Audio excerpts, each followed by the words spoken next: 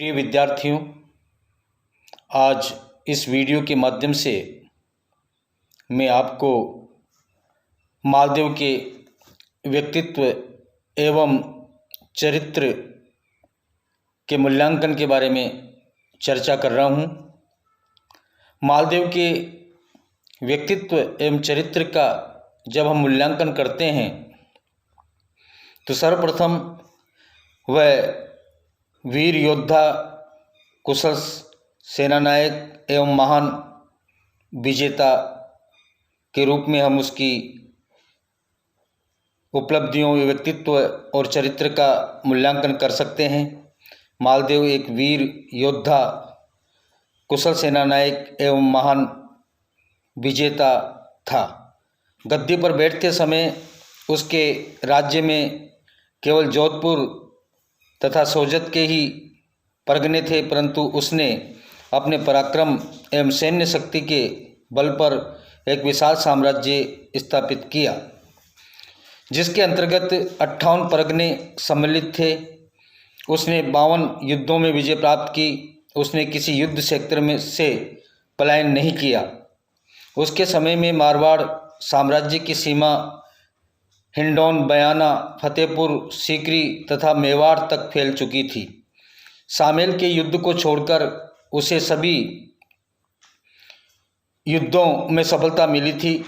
सामेल के युद्ध में भी वह स्वयं परास्त नहीं हुआ था, बल्कि उसके सामंत परास्त हुए थे। डॉक्टर गोपीनाथ शर्मा लिखते हैं कि हुमायूं तथा शेरशाह जैसे शासकों ने प्रारंभ में मालदेव की सहायता की अपेक्षा की थी। ये उसके शक्तिशाली होने का प्रमाण है। मालदेव योग्य शासक था। मालदेव एक योग्य शासक भी था। वह अपने राज्य का सर्वोच्च अधिकारी था।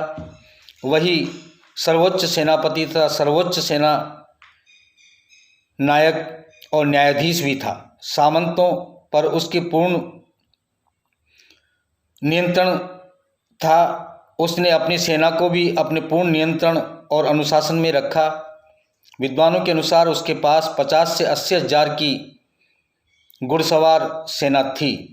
वह निष्पक्षतापूर्वक न्याय करता था तथा अपराधी पाए जाने पर अपने संबंधियों एवं प्रमुख अधिकारियों को भी दंडित करता था। वह अपनी प्रजा की भलाई के लिए सदैव प्रयत्नशील रहता था। उसके समय में मारवाड़ राज्य समृद्धिशाली बना हुआ था। मालदेव का चरित्र जब सामने रखते हैं तो वह कुशल कूटनीतिज्ञ भी था। एक कूटनीतिज्ञ के रूप में मालदेव को सफलता एवं असफलता दोनों ही प्राप्त हुई। जब हुमायूं शेरशाह के हाथों पराजित हो गया तो मालदेव ने शेरशाह के विरुद्ध हुमायूं की सहायता का निमंत्रण भेजकर अपनी राजनीतिक सूझबूझ और दूरदर्शिता का परिचय दिया। परंतु जब हुमायूं के अनावश्यक विलंब के कारण स्थिति बदल गई तो उसने मारवाड़ आए हुए हुमायूं की सहायता न करके उसे मारवाड़ से सुरक्षित निकाल जाने दिया। ये उसकी कूटनीतिज्ञता का परिचायक है। उसने राजस्थान में अपनी सर्वोच्चता बनाए रखने के लिए कूटनीति तथा सैन्य शक्ति दोनों का उपयोग किया। जब 1544 में शेरशाह ने जोधपुर पर अधिकार कर लिया तो मालदेव पहाड़ी क्षेत्रों में चला गया। शेरशाह की मृत्यु के बाद उसने अपनी शक्ति को संगठित किया और शीघ्र ही अपने खोए हुए प्रदेशों पर पुनः अधिकार कर लिया। परंतु मेड़ता तथा बीकानेर के स्वजातीय राठौड़ों के विरुद्ध सैनिक अभियान करना मालदेव का दूरदर्शितापूर्ण कार्य था। मेवाड़ का शासक वीरमदेव तथा बीकानेर का शासक कल्याणमल शेरशाह के दरबार में पहुंच गए तथा उसे मारवाड़ राज्य पर आक्रमण करने के लिए प्रोत्साहित करने लगे। अंत में 1544 ईस्वी में शेरशाह ने मालदेव की सेना को पराजित करके जोधपुर पर अधिकार कर लिया। मालदेव के व्यक्तित्व चरित्र का मूल्यांकन का एक और बिंदु है, वो महान निर्माता था। मालदेव एक महान निर्माता भी था। उसकी स्थापत्य कला में बड़ी रुचि थी। उसने अनेक दुर्गों, भवनों, छतरियों, जलाशयों आदि का निर्माण करवाया। उसने सिवाना, अजमेर, बीकानेर और नागौर के दुर्गों की मरम्मत करवाई। उसने सोजत, रायपुर, सिवाना, रिया और भादरा, जून, पीपाड़, पोकरण, नाडोल, फलोदी आदि कस्बों के चारों ओर कोट बनवाए। उसने जोधपुर शहर तथा दुर्ग का परकोटा बनवाया। उसने जोधपुर शहर में कई छतरियाँ बनवाई।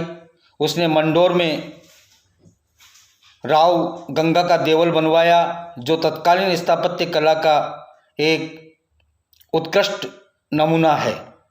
उसने अजमेर के तारागढ़ के किले में पानी की कमी को दूर करने के लिए तारागढ़ के पास नूर चश्मे से पानी ऊपर ले जाने की व्यवस्था की। तो इस प्रकार से मालदेव न केवल कुशल कूटनीतिज्ञ था, विजेता था और योग्य प्रशासक था, अपितु वो महान निर्माता भी था। मालदेव साहित्य का संरक्षक भी था। मालदेव विद्वानों, कवियों तथा साहित्यकारों का संरक्षण देता था। वह उन्हें उदारतापूर्वक दान तथा जागीरें दिया करता था। उसके प्रोत्साहन से साहित्यकारों ने अनेक उत्कृष्ट रचनाएं की, जिनमें वीर रस की प्रधानता पाई जाती है। उसके शासनकाल में आसिया के दोहे, बारठ ईसरदास के दोहे और आसानंद बारठ के गीत, चारण, करनीदास, रत्नों के छप्पये आदि की रचनाएं की गई।